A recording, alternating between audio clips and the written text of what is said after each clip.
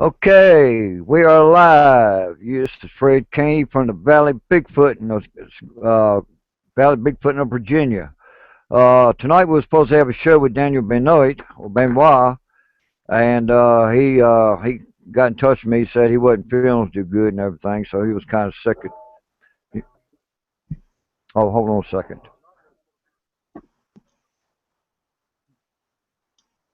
Wait a minute. Shit. Wait a minute. I'm trying to find it, folks. All right, hold on a second here. Where the hell is it at?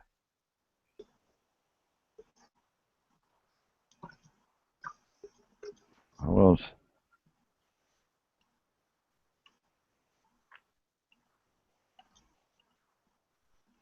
Damn it.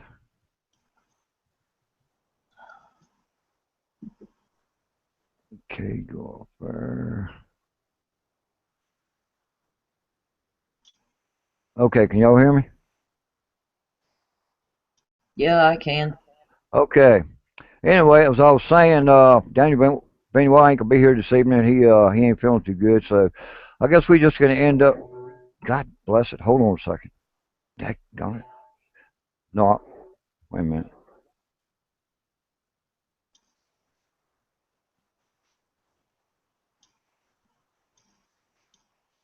Okay. Now, can y'all hear me? Yep. Okay, good. Got rid of it. All right. So anyway, sorry folks. I started doing stuff and got popped in accidentally and all that stuff. Anyway, but we're just gonna have we're gonna mainly talk about the Gilman Patterson film, and we're going to be talking about structures, what the purpose of structures is, footprints, and how to identify footprints, and everything like that. So, Cool. y'all want to, okay, say what? I Do said, we have any questions from the board? um, Mm-hmm. have you ever seen evidence in the background in the woods of the Patterson Gimlin footage where they say there is another Sasquatch or two in the Okay, woods and okay, they okay, MK, okay, with say what? Okay, MK, anyway, MK Davis, he's the one that, he's been, like possessed with this film and everything, and, for a while there, he started saying that she had something in her right hand, in her left hand, when she walks something like that. You could see the intrusion in her right leg on her thigh leg and everything. As far as the Bigfoots, he was saying he picked up two. Don't know if they were juveniles or if they were adults. That right after she turned and looked and turned back over to her left, up in the wooded area there, they think there was two there. We ain't like quite sure, but if you watch the video, you have to take it down to 0.25 after she turns and looks at him and turns her head back. Look off to your left, up at her the left side of the head, right up in that brush pile there, and you'll see, it looks something. It could be pareidolia, but MK says it is, because he's done dissected that video from elbow to asshole, so he's pretty well up on everything. yeah, I agree. I watched it again today and I just kind of watched over in that area and there's some possibilities, but I watched it at regular speed, and I'm no analyst. So, If you take it, next time you watch the video, um, play it at normal speed when she comes out of the woods and right when she starts to walk, and right when she gets in that position and right when she turns her head, freeze it and slow it down to 0.25 and look up in that corner, look up to your left there, up in the wooded area. Something looked like two, uh, because he didn't say if there was or if there was, that there probably was two up in there. Because if you watch the video way, but if you watch the whole thing, you see her when she walked and turned, and she's walking up that ridge like she's walking on flat mhm. ground. and everything, you know, because a squash is very, very strong. You know, it takes a lot of strength to bend tree, break them. You know, they can be gentle enough to bow them over and, you know, and tuck them under logs, you know, just different things, you know. Well, how about you, Stephen? Well, my opinion on the PG film, I believe it's real for two reasons.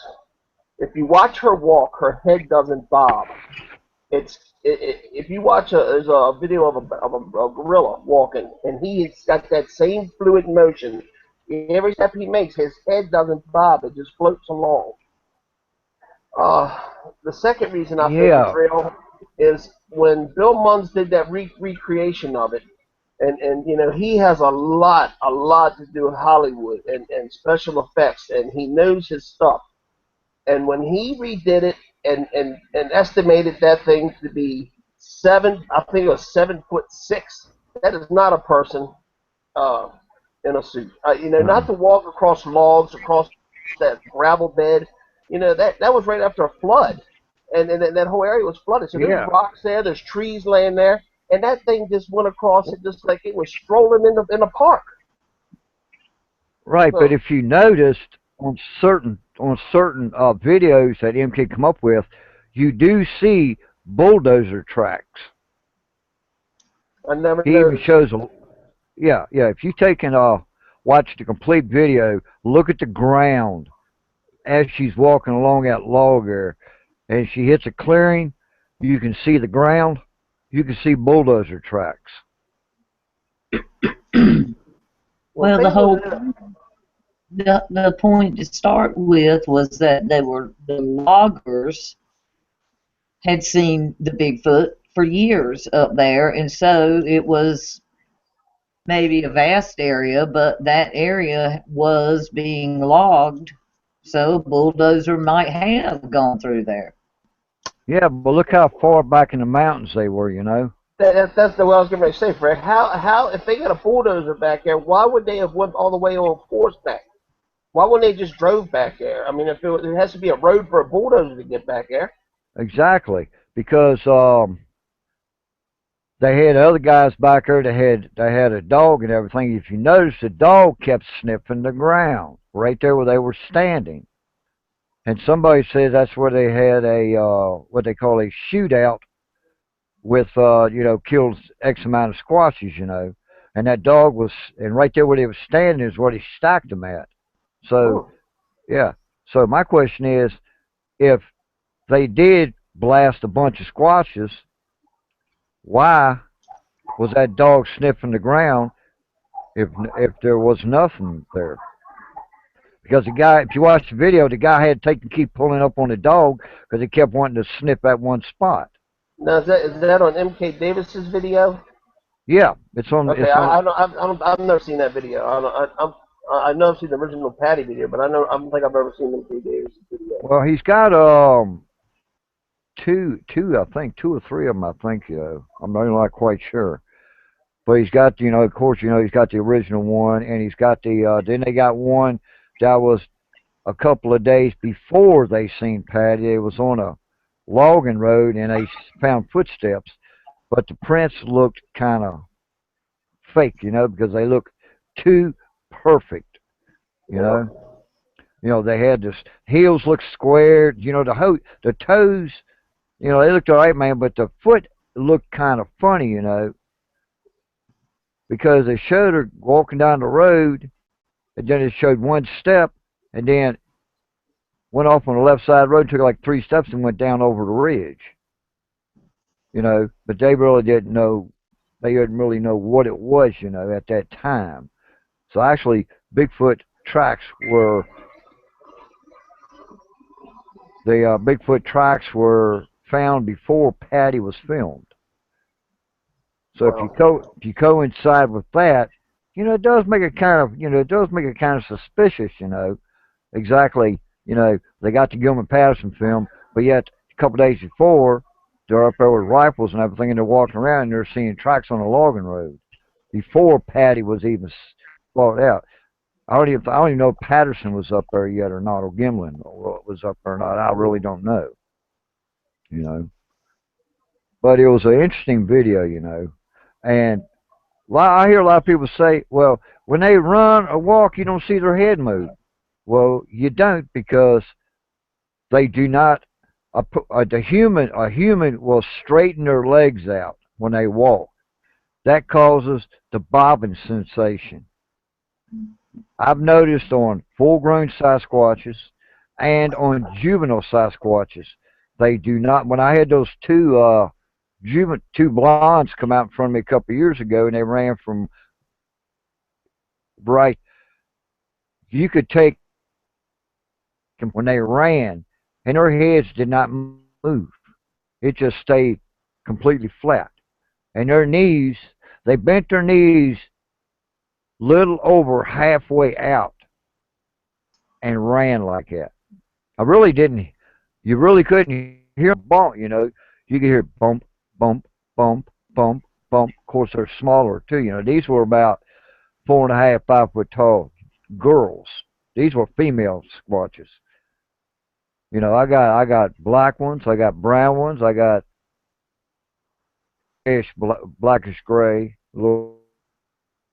I I got one, maybe two full-grown cinnamon blonde squatches, black squatches. Now, I was talking to my youngest daughter the other day, and she said she was up on the coal roads about 9:30, 10 o'clock. You know, she was cruising around, and she stopped and was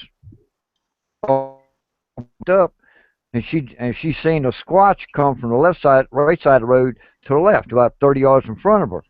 And I asked her, I said, all right, I want you to describe to me exactly what you saw. She said it was about 8 foot tall. It was solid black, shiny. The hair looked like a coat on a Labrador Retriever. I said, what did it do? She said when it got over halfway across the road and it turned and looked at her. I said, what did you see? She said, what do you mean? I said, did it have hair on her face? She said, it had hair on her face or on its face. But she didn't know if it was a male or female. All she knows is when she looked up, she seen it come across the road and look, and then turned back and kept on getting across the road. And I asked what part of the coal road she was on. She said, about 300 yards up past your camp. Now, this is my youngest daughter. No, y'all haven't seen her yet or met her yet. Y'all have seen my oldest daughter, but you haven't seen my youngest daughter and everything. So, yeah, I got two girls. Get her to come on the camp out. Well, it depends on if her boyfriend wants to come. I told her about it. I said, y'all come on up there, man. You know, I said, I got two girls from North Carolina coming down. I said, I'm trying to talk to a friend of mine in West Virginia to come over if he ever get off his ass and want to come to Virginia. Hint, hint. Yeah. You know, we're going to do some daytime investigations, and we're going to be running through the woods and on the coal roads at nighttime. We'll probably start our nighttime investigation by about 9 o'clock. And usually about between 10:30 and 2 o'clock is when things start getting going real good, especially between 12 and 2. That's the hottest point. And I remember I got fields on both sides of my camp. I got the massive field where I had the encounter back in '86, and I got another field on the other side. It's a smaller field. It's more like Steve, you know how the National Forestry will take and have little clear cuts for the animals, you know, to come out. Yeah. That's just like maybe 100 yards off the dirt road. That's what I got on my one side of the camp. But on the other side of the camp, I got a massive field, man. It's like maybe 45, 50 acres and everything. Wow. It's pretty, you know, it's pretty wild and everything. Okay, so got any more questions? And I was sitting out here where I'm at now, yesterday evening, about the same time, and I'll tell you about 50 yards in the woods, it sounded like someone hit a baseball with a Louisville Slugger. It was a loudest crack. You know, you ever been to a ball game, you hear him when they hit that ball, that whack. Enough to get my attention. I've had squatches hit trees so hard that it vibrated my body, and they was like 300 to 400 yards away. You know, I think they wanted to get your attention. You think? I don't know what happened Obviously. to him. I think he blacked out. He'll be back. Yeah, but let's go to talk about structures now. All right, no, I'm not even gonna do that. I was gonna. Well, let me see. Hold on a second here. All right, let me ask you this. All right, I got myself down there. All right, what I gotta do is I gotta go to my Facebook. So let me go to this here real quick. Let me see what happens. Okay. All right, come on. Still there, Steve? He's not back yet. Okay. I'm trying to do something here real quick here. Damn it. I wonder if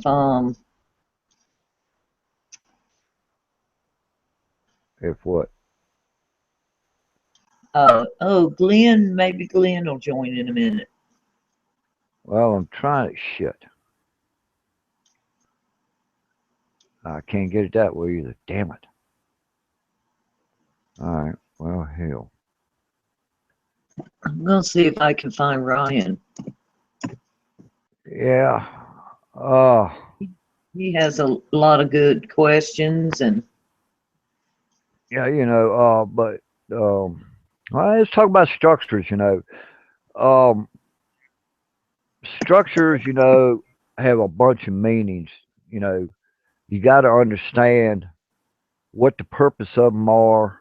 When you see them, like I'm an arborist, so I've learned to observe because I know my hardwoods and everything. So that's the best yeah. thing about it. All right, let me see something here. Steve said his computer's down, he'll be back. All right, now I'm trying to get on my Facebook, but when I get on my Facebook, I can't bring my icon back up to like if I shrink myself and go to Facebook, I can't hit my icon to come back on. You know, so I'm trying to figure out how to do this. Hmm. I don't know how to do it. But anyway, we'll be talking about, ask me some questions about, what, because you're gonna be coming up here and you're gonna be looking at these structures, and I want to hear your questions on what you're probably going to say when you see the structures. Like Well, you, okay, you have, all right. Let's take for example the arrows where they take a tree right. and it, snap it, Yeah. and they point it in a direction.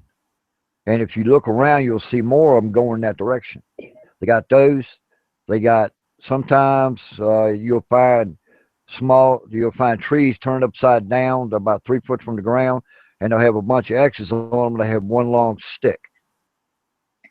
You follow that. You follow Tree. that long stick, and it'll take you to a bedding area or a water hole or something like that. They're all signs. Uh, okay, we come back. Well, they all have a purpose for something. It could be like the big X, the marker X. That's that's to give other squatches. Um, it's a marker to tell other squatches, hey, this is my bear or mountain lion will mark their territories. That's what a squatch does. They mark their territories. They'll say you can come through here, but do not trespass. You're in my area.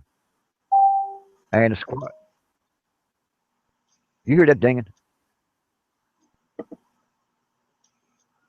Did I lose you? No. Okay. Yeah. Okay. So one says this is my territory. One says this is. Yeah, you know, they all I know. Tell me about the blinds. okay, in the birthing area, they got a massive tree. It's about big around as a basketball and about 10 to 12 foot up. They got like this.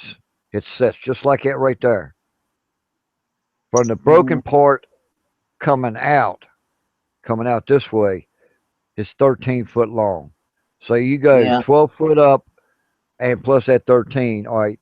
Right below it, they got laurel brush and honeysuckle and all that shit. And they got uh, dead trees in X like this, laid, kind of like laid at an angle like that right there. And Yeah. what that does, it blocks the view. See, like if you're walking down the trail, they're going to the back. They could be sitting right there or sitting right there watching you, and you never seen them. Right. That whole go over top there into the birthing area. But if you try to go around it, you ain't gonna get it because it's so damn thick. I can't even get into it through my through the even getting on my hands and knees. And if you go up the other way, it's so damn thick you can't get in. So they know how to get in and out of that area without even being seen or heard. They got a Okay. they got a fresh supply of water. They got they can go back behind the area and go about two ridges and be over on the road. If they want to. Because it ain't nothing but mountains. And if they wanted to go up toward the parkway, they got about you take a jeep or jeep trail ride takes you 4 or 5 hours if you just want to piddly and fart it. But by the crow flies, it takes you 5 minutes to get to the top of the mountain from the coal roads up to the top of the parkway. And it's very interesting, because there are trails, CC trails. The place is haunted, believe it or not. I have Yeah. I believe in that from the Civil War and the got Native Americans too, possibly. well, actually, the most of it is from the Civil War, Yeah. where they had where they had Yankee prisoners, black slaves, Indians helping them.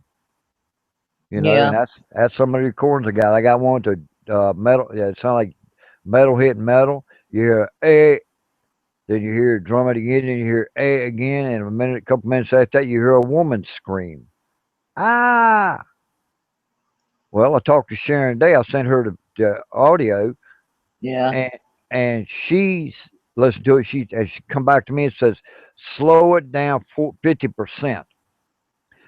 And actually, you can honestly hear people talking. I Mhm. mean, you could hear a lot of people talking, and I'm like, wow, that's pretty cool and everything. People Yep. have video. People Huh? have video.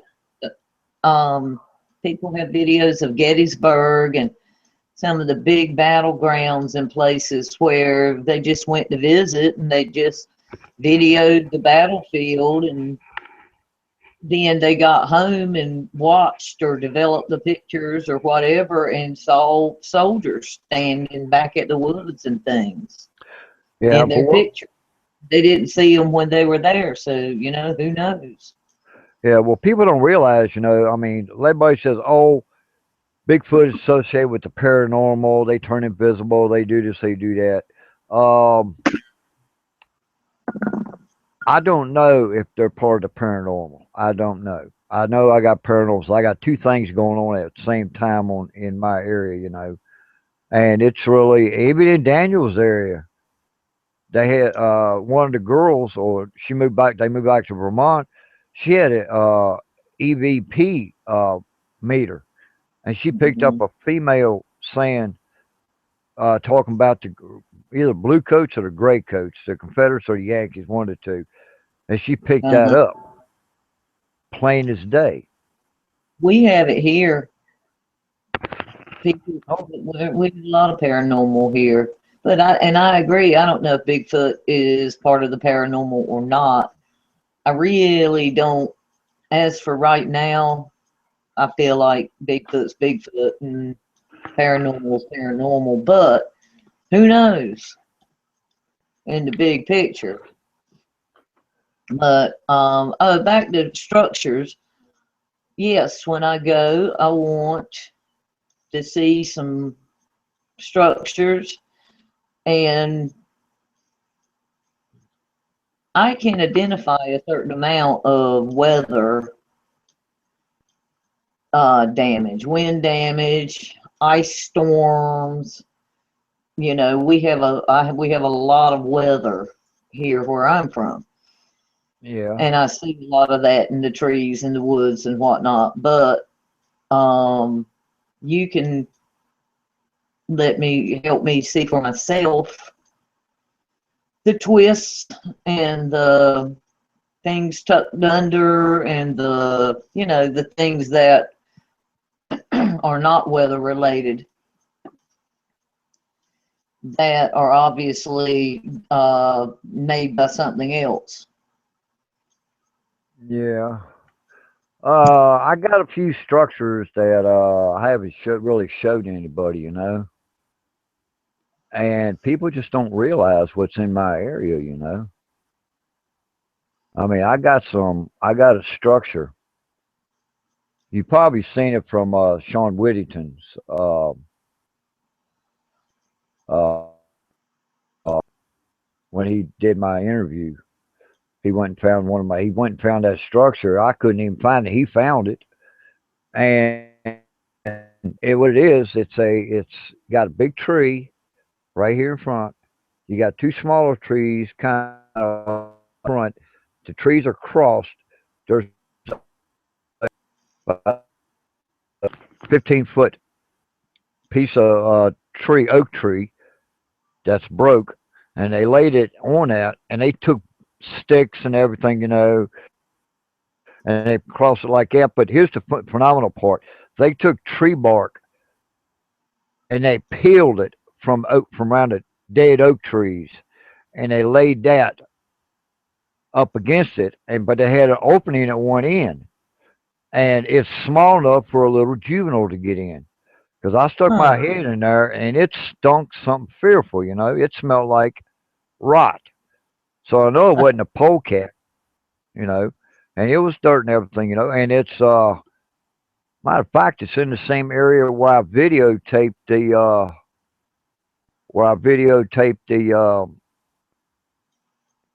family of squatches, but it's just before you get to it, and it's right on a corner of a bend in the creek, and it's very well secluded.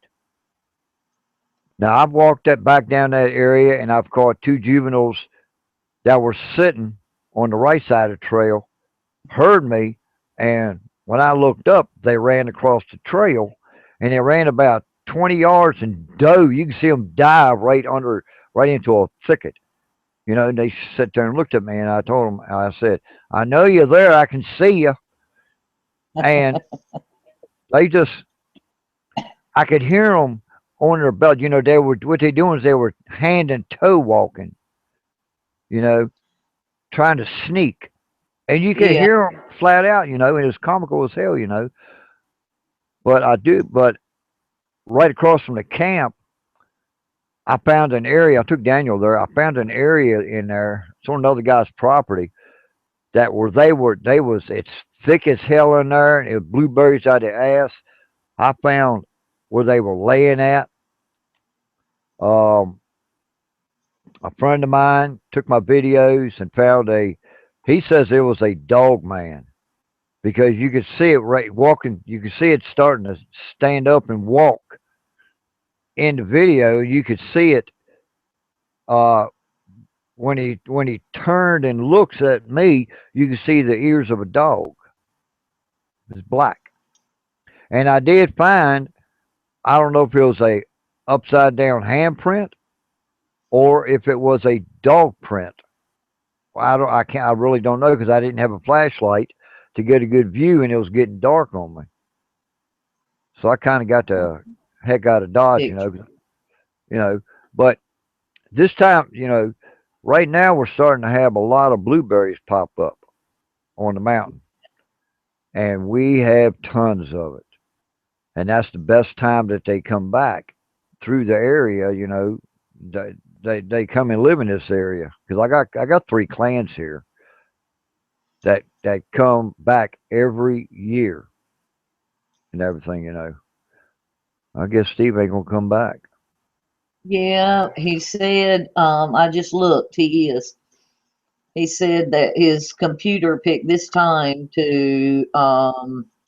Freeze up on him.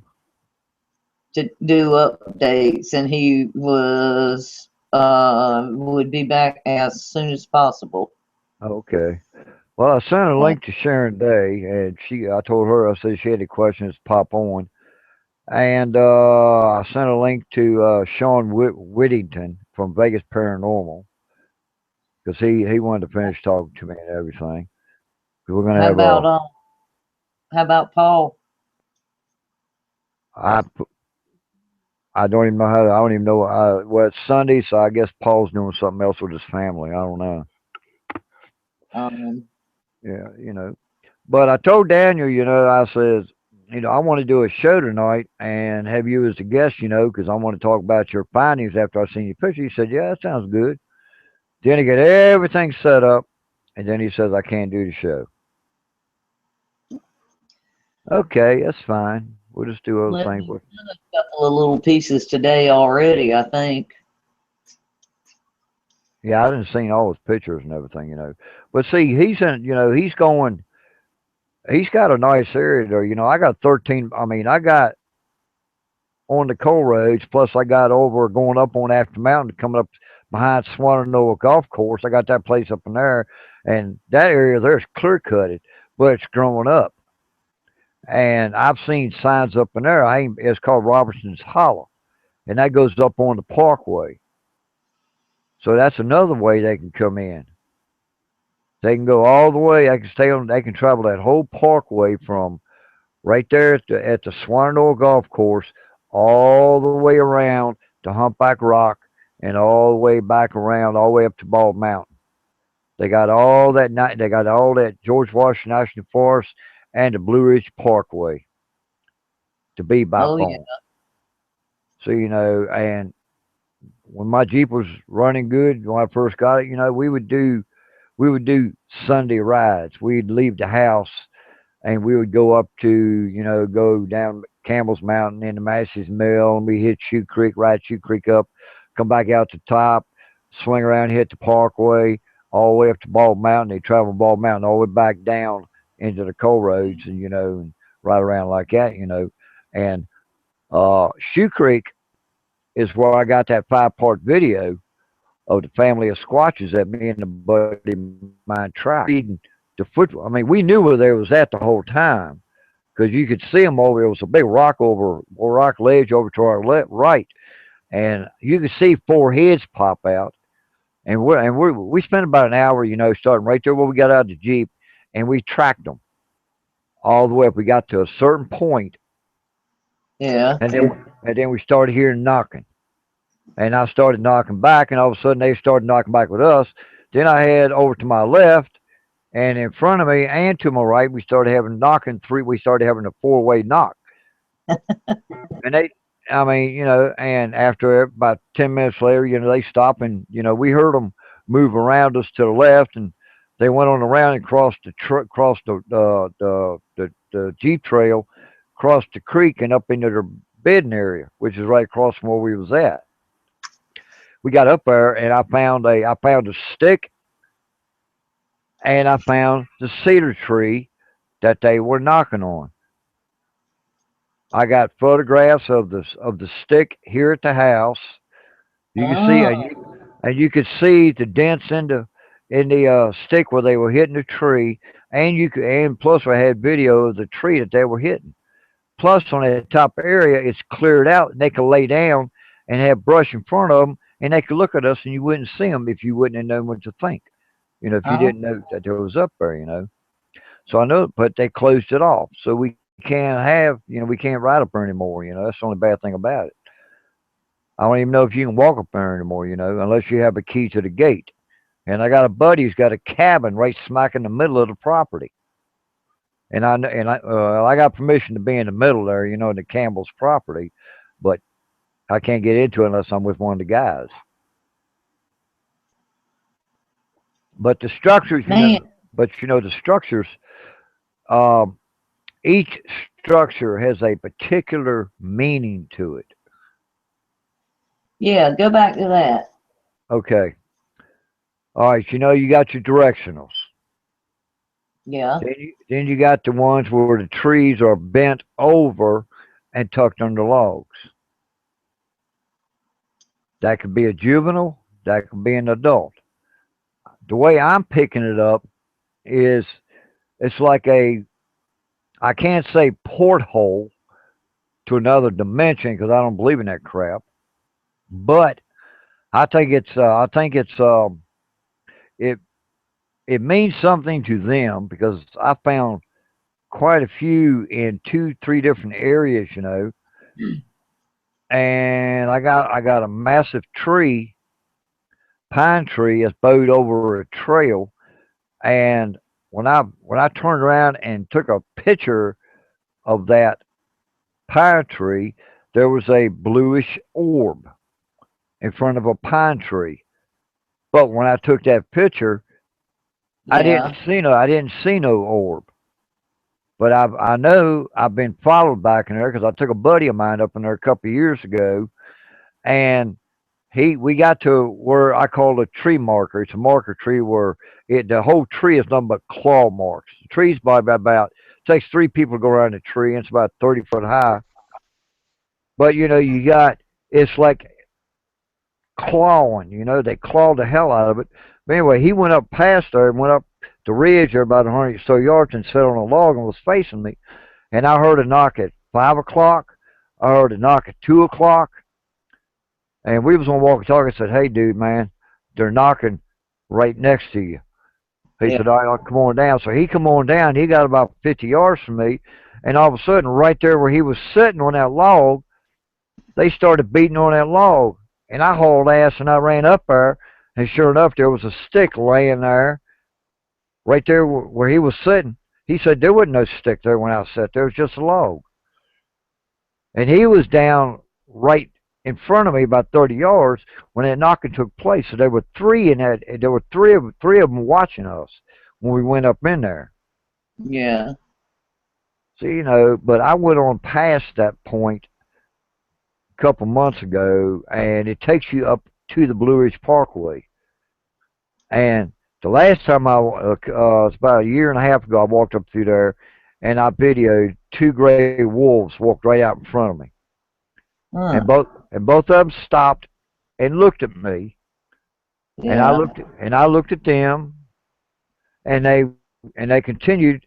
They started moving again, and they went around me, 20 foot away from me, all the way around me, but kept watching me, and I kept watching him, and they went on about the business.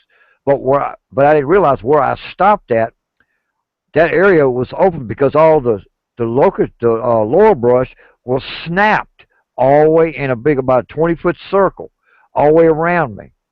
It was snapped to make Huh. a hiding spot, and it was open. And I never realized. I stood there for 10 minutes, watched two wolves, and there I was right in that spot. Yeah, They're sneaky. yeah. But I turned around, you know, and just how high I was, I could see the whole Shenandoah Valley up high as I was. I could see Waynesboro, I could see Stewart Strab, I could see Stanton, I could see Greenville. I mean, I was way up there, you know. and I stopped about 100 yards from the Parkway sign, you know, and that's how they in that area is about a half mile from the end of the coal road gate, where it stops National Forest and goes on to private property. And that's how they travel up to the Parkway. They travel that way. They go up Bald Mountain. I mean, there's so many ways that I've seen them. Like I got a camp at the top of the mountain on off the trail, and I had a guy up there a couple of years ago, and he did not believe in Bigfoot. Well, 1 o'clock in the morning, we left the camp. We was walking. We was like right on top of a ridge, you know. And this is up there where the trees were falling over, you know, because of the weather. When you get up there, it looks like no man's land. That's what looks like. It's like you're in a permanent storm, you know. But it ain't. And we're walking out through there, and I look over to the right, and I said, "There's two squatches over following us." Well, how do you know? I said, "Look at the eyes. You see four eyes." He said, "Oh, that's a bear." I said, "Well, if it's a bear, don't they got to climb up and down the tree to follow us? Get to the tree, climb up and look at us, and come down and follow us?" He said, "Yeah." I said, "Well, why are the eyes? We're talking about 30 foot away from us, and we're talking 9 foot high." All right, remember, we're talking about like this here.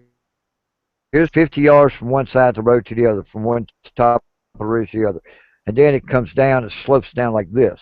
And they're 30 yards, 30 feet away from us, and we're looking at four eyeballs, 9 foot high, following us. We start to go down, because if you follow it down, that comes to the back of the chalk mines. Well, we walked halfway down that way, road, crossed the trail, and laid down behind some logs. So if we're still walking straight, they would be on the left side of us, but we would come back up, and they follow us all the way back to the camp, and then ridge, and went around and come up from behind the camp and was watching us. I played a trick. I took a game camera. I put it in the back of my Jeep, where I had a hole like just about that big. I had a cooler set on the ground. I had 2 cans of Dr. Pepper and a bag of potato chips. All right. Had everything set up. Got up next morning. The cans were gone, and so was the bag of potato chips. I walked around about 30 yards down that ridge. I found the bag of potato chips and 2 empty cans of soda. I started looking at the video, and here's what I found. They had come up into the camp on their belly off that ridge, took a stick, a little twig, and pulled each item off the cooler and caught it, and belly dragged back down that ridge. Huh. They knew that camera was in that Jeep. That's how smart they are. So, Steve, were the cans opened? Were the cans opened regular or smushed or what? No, they was open regular. But the thing about it is, you know, you could see where they were. You could see the fingernails where they scraped the top of it, you know, to open it. They know how to open up soda cans. Believe me. These creatures are intelligent. So here's what you do, Steve.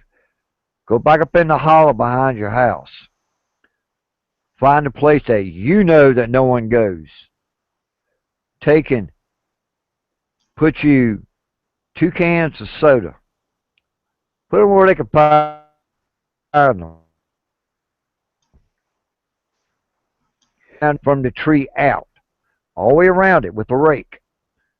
Make sure you put your cans in there first, then clean it. Then come back the next day and see what you got. Well, you can say something, Steve. Yeah, I'll check it out. My son was riding his 4-wheel. I didn't want the noise. My son just coming on the 4-wheel. I didn't want the noise bleeding over. Okay. Yeah, I'll try that. I just heard a voice knock a minute ago. How far behind the house? Down towards the bottom. Here, can you see? You can see my screen, right? All right, I That's can the see it. ridge on the. Yeah, I That's the can ridge see. on the other side. And down the bottom down there, there's a stream down there about 700 feet down. Okay. Down at the bottom. Yeah, what's that white thing at the bottom? I don't know. Right directly behind you, back in the woods, there's something white. Piece of trash with the wind blowing. Uh, My son get in there and get it. I don't know. When you held your computer up, I could see that white. It's a Looks like a bag. white. Oh, it's the bag. Yeah. All right. How steep is that? How far up does that hollow go? That ridge go? I'm almost at the top. It goes down, I think, about 700, 800 feet down. Okay. Well, find a spot.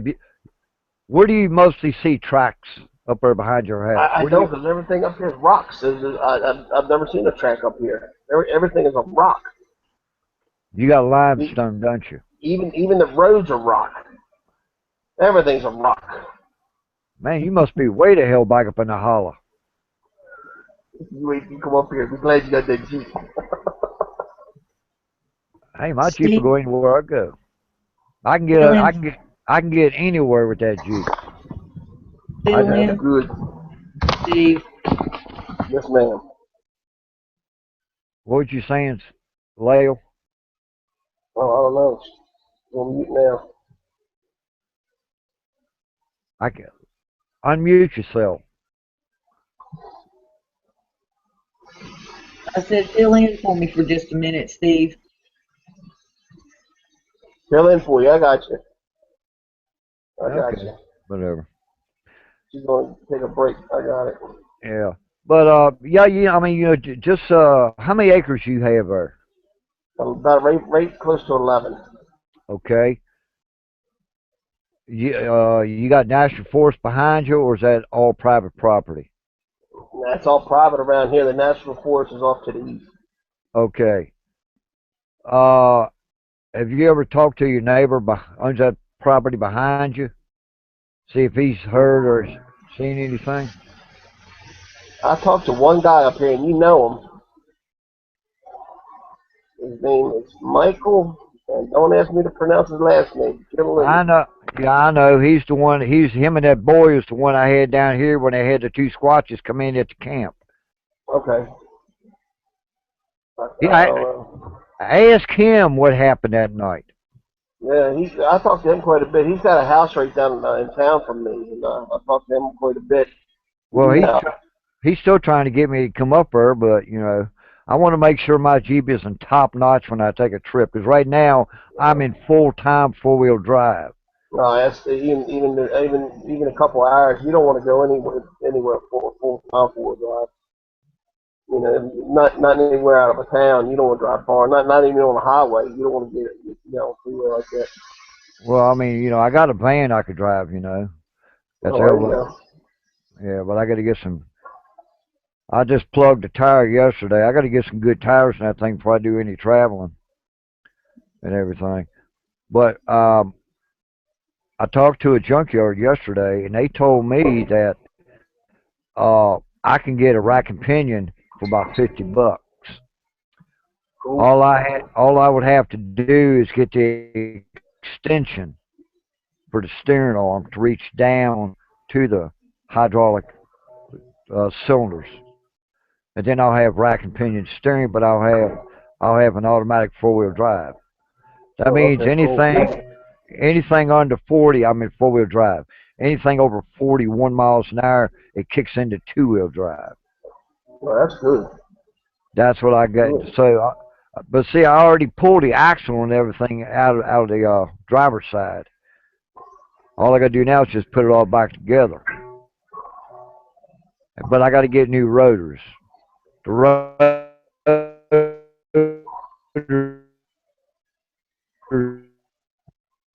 are, well, I took them to get them but the pads are brand new and the caliper's good. But I'd have to get an adapter for the disc brakes. Right there where it comes off the brake line goes up, and you got that special adapter that mounts that it's right there in the middle of the frame. It's screwed to the frame. and it has that adapter for your brake line. I got to get that and everything. And plus, I got to get my mount moved in about a half inch, so it would fit the leaf springs on the Jeep and everything. But Get yeah, back like on this other subject. There was somebody up here that walked out to the shed and saw one behind the shed. I'm trying to find out who the heck it was. And whoever it is, they ain't saying a whole lot about it. They said something to somebody, but they ain't saying much about it now. And I'm really curious to find out who it is. I want to talk to them. It's supposed to be somewhere up near here. okay, But that's like pulling teeth out of a great white shark to find any information out like that. well, yeah, I mean, I lived over in Highland County, and them folks over there, I mean, they were backwoods people. They wouldn't, if they did not know you, they would not talk to you about anything. You Yeah. have to, you have to say, look, this is what I do. Just it's a hobby of mine. And I don't want to go trekking on your woods. I just want to know what you saw because what you're telling me is going to stay between you and me, and that's it as far as it goes.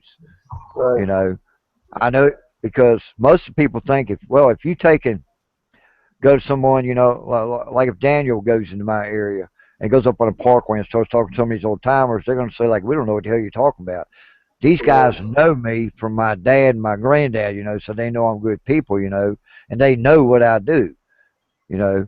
But if I go to West Virginia in your area, start talking around, they're going to like, I don't know this guy, I don't know what he's going to do, and everything like that. Because when mountain folk tell mountain folk tell about their Bigfoot experiences, they think the bad part is they think that people are going to mock them, manipulate them. It's like you're crazier than hell. They're not around here. They don't exist, and that's why people keep their mouth shut. You have to convince them that you're not. Hell, go to my pictures, copy some of the ones that I got, copy them. You know, copy them over to paste them over your page, copy them on a teletype, whatever, make pictures of them and show people. Say, look, you think I'm crazy? Look at this. You've also got to convince mountain This is a people that you aren't trying to friend of make a fool out of them. Respect them, you respect what they have to say, and you're not trying to make any money off of them and all of that kind of thing. yeah. But what I'm That telling you, Steve, what I'm telling Steve though, is, um, go to my Facebook page, copy some of my pictures, take and print them off on the printer. When you go talk to these guys, they kind of look at you kind of funny about what you're talking about, and then just start showing them pictures. Say, look here, this is from Waynesboro. This is one. This one right here is behind a tree looking at him. This one right here is one with his back to him. This right here is a family group that he got, So no, I'm not crazy, and I'm not out here to advertise. What I'm doing is teaching, teaching people about these critters. That's all you got to do. What I'm surrounded with up here is a bunch of city slickers that have hunting camps. They're all Oh out of yeah, the city, out of Baltimore, and they come up here to hunt. yeah. Weekend warriors. A lot of We these had places are abandoned most of the year. There's nobody around here but just several couple people. Yeah, we got over at Highland. We got this club called Seldom Seen, and I was over on Jack, the same mountain I saw that squatch on. Except we had the Rights for Life on the left side, and then on the right side of the road was Seldom Seen Hunt Club. I went up there to squirrel hunting one day. It's during deer season. I wanted some fox squirrels, so I went up there and I sat, and I seen this guy from New York or Ohio or Maryland, wherever he's from. He was decked out in camouflage and blaze arms from his head to his toe, and he had a 444 rifle. There wasn't no deer, wasn't no squirrels. He was shooting chipmunks. And I'm like, get real. what was he shooting chipmunks for? When you're from the city, you want to have a big gun. You want to hear that big gun go off. It's pathetic, because they're the ones that's screwing up like down in Amelia. We had hunt clubs come down there and wanted to lease the land. Then a couple of years later, the owner of the land said, "Well, I'm bringing my sons up here to go hunt." Well, no, you can't do it because we got the lease. Even you're not allowed to hunt. So they got kicked. They got the lease. They ripped the lease up, kicked them off property. But when you have people leasing land and coming up there, they will trash anything around them. Yeah, They'll we pick up beer bottles up down the road after the 4th of July weekend or weekend. They're all up here Memorial Day weekend up here partying and leave all the trash and go back to the city. yeah, Yeah. so yeah, I mean, we have West Virginia's got you got the Ohio Grassman, that big box between West Virginia, Kentucky, and Tennessee, North Carolina, all that stuff. And you got the what's that one from Leesville? Oh, I can tell you one thing we got up here, and you're gonna laugh when I tell you this, but I think we got one of them yahoos up here. Yoo-hoos, yahoos, whatever they Yeah, call that's it. the You other hear one. that Yeah, thing screaming, Yahoo! Or whatever, it's got that weird yell. have you ever heard it? Yeah. It's either one of Okay. them or a drunk hillbilly. Yeah, but I don't. Well, you can tell because I mean, I watch Mountain Monsters, and then Trapper, he knows what the Bigfoots are. They got. I mean, it might be a show, but I've talked to people who's talked to him, and they say Trapper knows his shit when it comes to Bigfoot. Well, I they're don't know what routine. town. I don't know where he lives in West Virginia. You know? I would love to go to his house and just sit on the front porch and talk to him. Is what I want to do. I ain't gonna have Well, no. I don't want to have no they camp. had for years before it became a show. And so obviously they were doing serious research and whatnot through those years. Well, you got to find a Bigfoot. Which someone asked the question, why haven't y'all found a Bigfoot yet? Because their show is it's a money racket and it's just a show. If you wanted to go out and go squatching to find a Bigfoot group or with any BFRO, you have to pay $300 to $500 just to go out for them for a weekend or one night. If you take a picture of a squatch, they own that picture because you're with that group, and anything that you capture, they take it and take credit for it. And That's no way to be. no, it's not. And they got one picture of a Sasquatch's face, and that's what they use for comparison to everybody in the United States who sees a Bigfoot. This is what a Bigfoot looks like. Well, guess what? I hate to break your hearts, but Bigfoots are like humans. They are humans, half human hybrid, mixed with a hominin. Here's a kid picture. They're like us. Everybody does not look alike. Everybody looks different, except for identical twins. My first wife had identical twins. Right today, these boys are in their late 20s, and I still cannot tell them apart. But as far as squatches go, they look different. They're like us.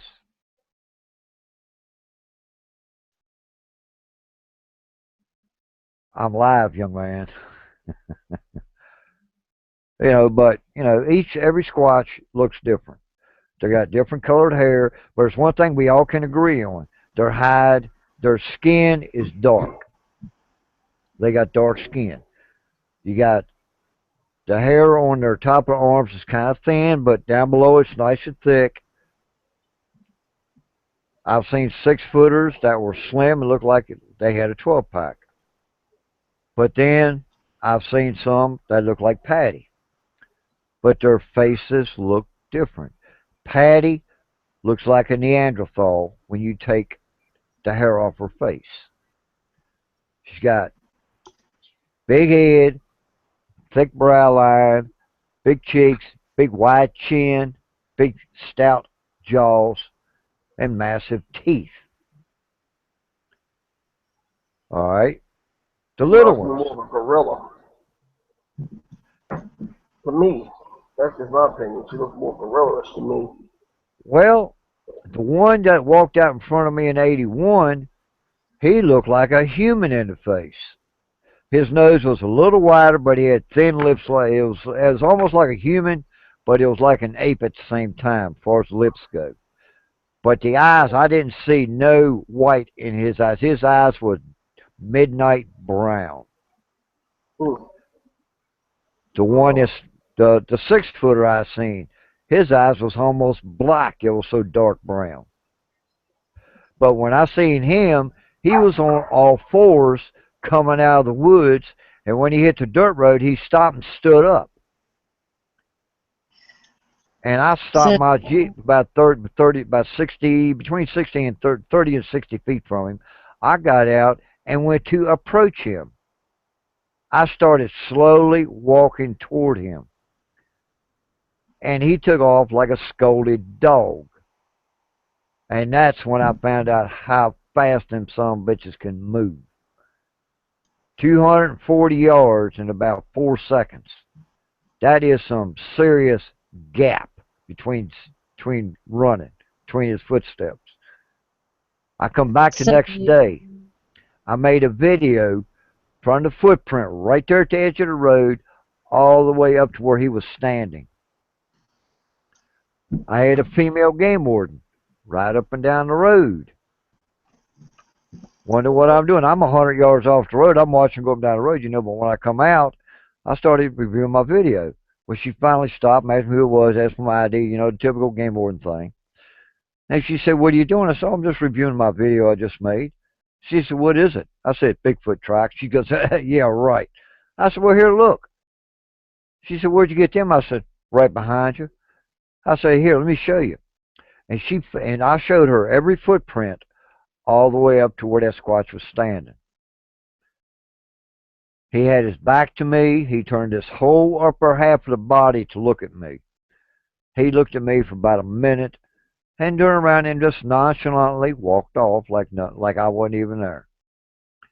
That's how used they are. That's how used they are to me. That's in my uh, area. I had a question, and I had to talk to James a minute, and I forgot it. Back to you're talking about their eyes, Fred. So, are you saying that Bigfoot don't have whites in their eyes like we do on each side, or do they? I'm not saying they don't have white in their eyes. I'm saying I have white in their eyes. That that's like solid blood. Uh, The one in '81, his eyes was a chocolate brown, and it's freaky looking, man. I'll tell you, it will blow your freaking cookie. But like like you got, dogs, you know, and their whole eye when they look at you is all color. It's not got all right. white on the Take sides like we do. take a cat's eye. If you notice during the day, their eyes shaped kind of like this here in the middle, right? Yeah, It opens all the way up, and the whole eye is black. You don't see black with a cat at nighttime, and a dog, okay. whatever. Any of us. At nighttime, our pupil to adjust to the light. But see, the retinas in their Well, eyes light to come in. They can see at nighttime. Deer can see at night. yeah, Cats can see at night. Because their eyes, the way their eyes are designed, it draws in light, like a yeah, FLIR camera. and we've discussed this before, and it does make sense if they are mostly nocturnal that their eyes would be different so they can see better at Yeah, night. yeah. Even if they are humanoid, they could still have more of a nocturnal kind of eye. And Yeah, and like I also saying, you know, as far as looks goes, you know, like Steve says, that, you know, they're kind of like a gorilla. Well, yeah, I mean, you know, the one I looked at in front of me, I looked him dead in the eyeballs, and I looked at him from his head all the way down to his toes, and it's like looking at a hairy brick wall, yeah, big in front of that squatch. Sean Whittington asked me, he said, "Why'd you turn your head?" I said, "I don't know." I said, "All I did was to turn my head and said, man, this is going to hurt." Because I honestly thought that he was going to rip me from through. I thought that was the end of my life right there. But when I turned my head back around, he just started walking off. And I did not feel any threat after that. You know, it was like, okay, yeah. On his You know, face, say what, people Steve? talk about that. People talk about that infrasound or whatever, I saw a thing the other day about something about animals reading your mind. You know, animals sense. They have a sense, and they can smell. Yeah, And your body, when you're scared, your body releases a certain smell from yeah, being from fear, and they exactly. can smell it. So they know whether you're scared of them or whether you're a threat to them, Right, and that determines, I think, what they're going to do. right. It's like a rattlesnake. They got that tongue. It comes out and senses you. Because like I tell people, you know, and you're right. I tell people up a chemical reaction that an animal can pick up on, like a rattlesnake. If he picks up that you're scared, he's going to get scared. He's going to go in defense mode. Same with any hmm other animal, you know. But this squatch was so big, I don't think he paid attention to it. He said, "Yeah, I got him where I want him now." He's scared. But you know, when he turned around and walked off, you know, I really wasn't scared, you know. So that's why now when I go in the woods, nighttime is when you don't have a flashlight and you're just walking through down the trails at nighttime by yourself. That's when they like to have their fun. But here's what you do. When you go coyote hunting, you want to spot them, but you don't want them to run, right? Use a red lens, a blue lens, a yellow lens, any color lens, because the lens takes the UV rays out. Gotcha. I've had coyotes come running right to me, walking right to me, and I got my mag light right square in their eyeballs with the red lens when they're coming to me. You know, but if you take and have a regular flashlight and you shine them in the eyes, they're going to block it out with their hand and they're going to run because because they because they say, "Oh God, he can see me now," because the UV rays scares them. It blinds them. It's like a deer in the headlight look. But you put a colored lens on there, and they won't pay attention to it. They will go about their business. They'll watch you. You'll see them move and everything. You know, that's the fun part about nighttime. But it's fun to have at least two people with you because when you're by yourself, they love to mess with you because they know damn well that you can't see them. You can hear them, but you can't see them. I'm not leaving camp after dark. That's the best time. You know, it's funny you said that about the color lights. Because on my porch, I've had yellow lights, and my dog would act crazy all night long. And then when I put this one bulb in here with regular light, he ain't been acting up. Exactly. I wonder if it's got It something to do with that. it takes the UV rays out of the light, Hmm. and it doesn't spook them. That's what messes a lot of people's heads. They say, well, if you shine a flashlight at them, they'll run or they'll stand there and blind. You know, they'll stand there and look because a deer goes into shock when you hit him with that headlight Right. or with that flashlight. But if you take that same flashlight, even your headlights, and put a red lens on it, they'll go about their business. They'll look at you and then they'll go about their business because the UV rays are taken out. So if you take that red light, that yellow light out, Steve, and put a red one in, your dog's going to be doing the same thing again, out on the porch barking. because the predators and possums and the skunks and all that shit is going to come closer to the house. Yeah. I did that over in Highland Cabin, over in Highland County at that cabin I had in the back, in the front porch. I had a red light or a green light.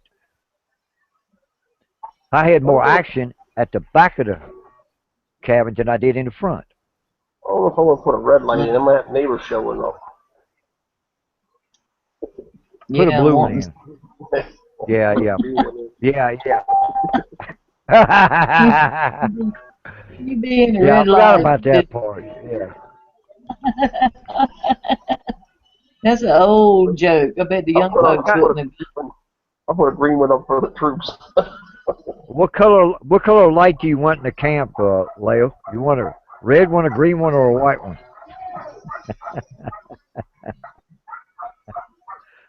I think she have. froze because she's got a. No, I'm thinking probably a Put a black white. light in. Yeah, and the black light's cool, man. I like a black light because the black Posters. light draws them in. I'm gonna try that. I gotta get me a black light that's battery operated. I don't know where to get them, man. I gotta find one, and then set it up in camp and see what happens. I might set it like get two or three of them, and set them up behind the camp, facing the opposite direction, Uh-uh. just to see what kind of reaction we get and everything.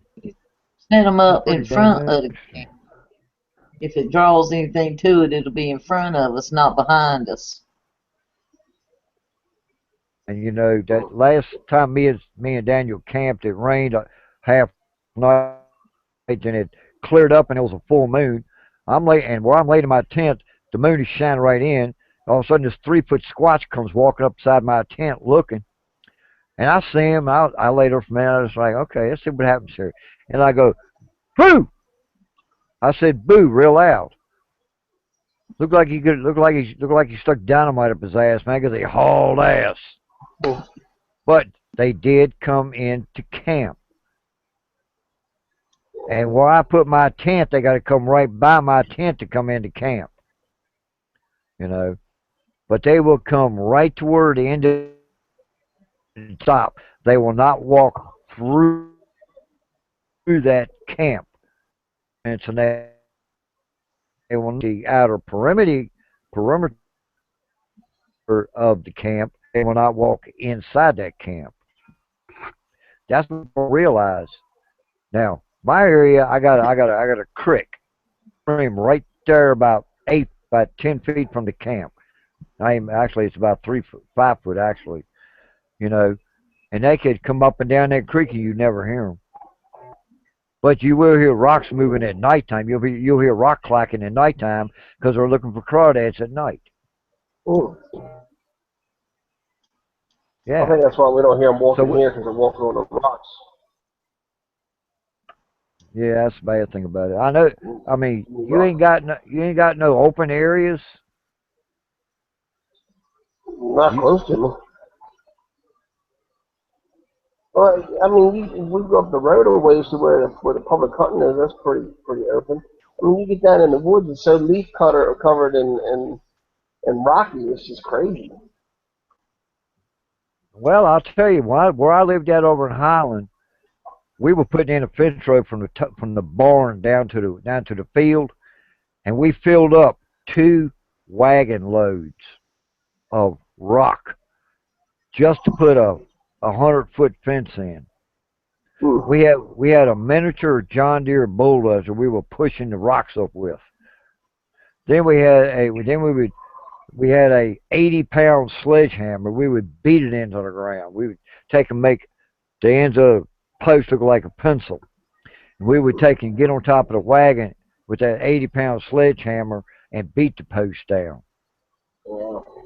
5 swings I was done with.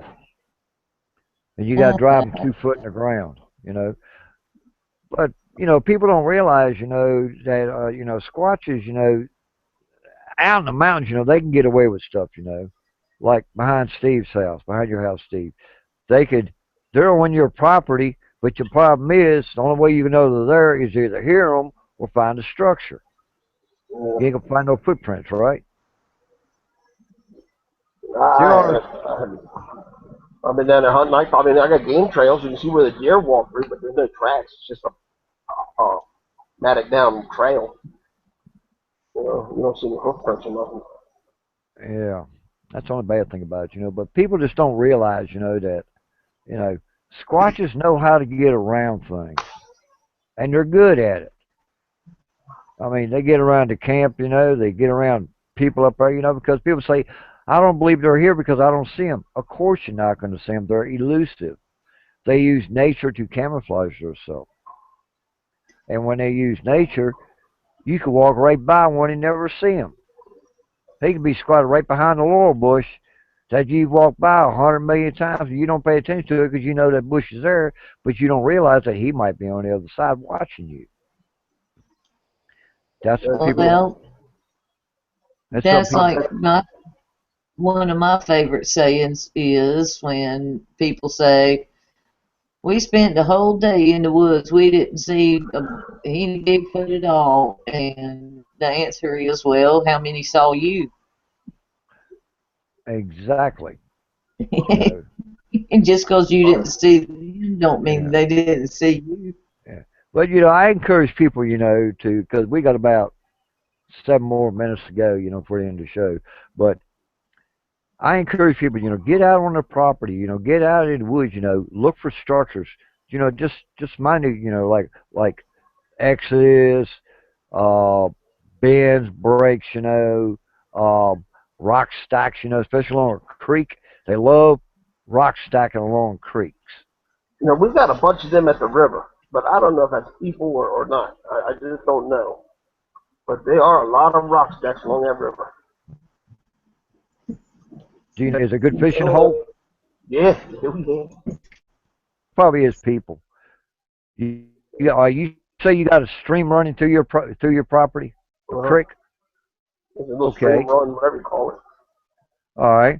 Well, go to 3 spots on your property, clear out a little space, and make you a, stack a couple rocks up there, After you get 3 stacked, put a little one there, or put a marble, next to it or something like that. Just go down the line, like 3 places on your property, and just keep checking them every day, and see if you find another rock stack or the marble will be missing or something like that. Because a bear's not going to take it. He ain't got no hands, and they don't pay attention to color. A squatch likes bright colors, like marble, like shiny things. Like I've left money. They don't pay attention to money. They like trinkets and stuff, like little necklaces, like little miniature statues on necklaces and stuff, or wrist bracelets, those you can try. I'll tell you what I did one year, friend. Okay. I took that jar of peanut butter for the deer, cut the bottom out of the jar. Yeah. Screwed the top to a tree. But when I screwed that top to the tree, it was real loose. It would wobble. Right. I screwed the jar on real tight. Yeah. Now, about a week later, the top was still there, but the jar itself was gone and peanut butter was gone. Now, whatever took it, and it was right down here. I mean, nobody came in and did it, but whatever did it had to have 2 hands because the top had to be held to unscrew it because it was loose to the tree. Right. And it was probably a good 4 foot off the ground. That ain't no bear. That ain't no raccoon. Exactly. That's why I keep telling people about my area, where I did the peanut butter. I used smooth peanut butter and I used crunchy. I used and here's a little trick you can try. Wash the lids in alcohol. Take alcohol and go around the edges of it, like where you put your hands when you open it. Wipe those areas down, and then put the thing up there. And then whatever touches it, we find that lid, take a pair of tweezers or something, pick that lid up, take it back to the house, get some of your wife's, that that the mirror, compact mirror with the powder. Mm-hmm. They got that little brush Yeah. that they open up and they powder poke her face out. Take some of that and with that little brush and go around that lid, and it'll bring the fingerprints out. Well, I mean, I could tell you, I put that jar high enough that I'm 6'2". I put it up near my chest because I didn't want the deer to have to, because it was open, so I didn't want the deer to have to go down and up to it. I wanted them to be able to get straight into it. So I knew I put that thing, I was good. I had to be good 4 or 5 foot off the ground. Yeah. And like I said, whatever got it, it was really loose. There was no way it could have been wedged. Whatever got it held the red top and Yeah. unscrewed that jar off of it. Right. Now, you was talking about infrasound. On my video, May 10th, part 3, possible sighting, where I got the family group, right before I said about the smell, right after I said about the smell, you hear me say, y'all stole my jars, and where you at? I want you to freeze it on both of them, turn the volume up all the way, and listen. Paul Halsley dissected that part, and he picked up, uh-huh, and we are here. Infrasound. Paul's got a copy of it, too. You know, dogs hear a frequency a lot higher than we do. I've really got this theory that they have a frequency a lot lower. Now, my kids had a ringtone. This is no joke. You can go right on the phone and figure this out. My kids had a ringtone that I couldn't hear because I'm an adult. Right. But my kids could hear it because their ears, I guess being children still, were very sensitive, but they could hear that damn thing go when it rang. And I thought they were kidding me, but I would do it. I would call the phone just to see if they were messing with me, and they would pick the phone up every time I called. And for whatever reason, as you age, your hearing decimals change. Really? And, yeah, I didn't notice. I swear my kids pulled this on me when it was a few years back, and so I really believe that they have a real low frequency. I think that they are on a frequency under what we're hearing. And when they growl in that frequency, that's what's hitting us. I agree. Just like it's just like a shock wave. It's a sound wave is what's hitting us. But it's at a frequency where we can't hear it. It's a lot lower. That's why it's so impactful. Because if it goes higher, it could go either way. Maybe they're having higher. Maybe or that's probably what causes the headache. That them sending that sound frequency off that we can't hear, but we can feel it. Exactly.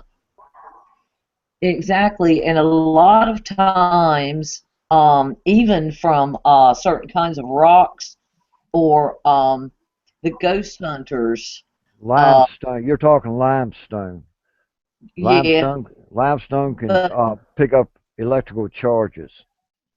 And even like ghost hunters, when they try and debunk, sometimes in an old house, in the electrical or whatever, there's a hum that nobody can hear, but it's joggling your brain and making you feel paranoid. Oh yeah, that EVP upsetting your system because you don't hear it, but it's affecting you. And I believe that Sasquatch do have that infrasound. Well, they're good, I can tell you that, because I tell you what, man, when they zap me, it hurts. It hurts like a Dickens. Once you experience, you'll know what I'm talking about. I'm really stuck with my theory on that because it just seems like it's a sound thing, because a lion and tiger, when they roar, they have a very low roar, but it's the force of the sound. You can feel that roar when you're near them. Yeah, that's the way a Squatch is, man. And I really think that they have a way of going below our hearing capability, and that sound hits us. Well, that's not being sci-fi or nothing. That's just animals. Yeah, well, an elephant and a whale are about the same.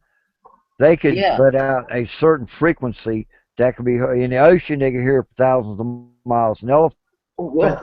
can same way with an elephant. Yeah, a whale can send out a health frequency for a whale. They can send out a health frequency for miles and miles, man, and they can get help from other whales. Yeah. A distress call that nobody's going to hear but another whale. Yeah, and squatches are the same. Elephants too. Squatches are the same way, man. They got their own frequency. I do. I really believe that. But I tell you, when you get zapped by one, you will definitely know it. Some people Or say it's. Some people shoot say it's like. thing. Some people. Some people say it's to them it's an electrical charge. To me, it felt like putting put my head in the vice and closing it, and then I've been hit like that and it brought tears to my eyes. I'll have to send you the video on it as soon as I can remember what the name of it is. But all you gotta do is watch my face, and you will see my face expression change. Me, because I've never Tears. seen. I'll tell you something really make you laugh. When I'm going down the road, if I get a headache, I know a cop's running radar. For whatever reason, when they're running radar, I get a headache. You really want to blow a cop's mind? Take you a roll of aluminum foil and just make balls with it and throw it up on your dash. You know what that does, don't you? Probably gonna be pulled over. Think I'm transporting somebody. No, man, it screws the radar up. Does it? Yeah, it we affect used the to. bouncing off the car? I used to take it. No, when I drove tractor trailer, I used to take the hubcaps off and fill the hubcaps up with aluminum foil.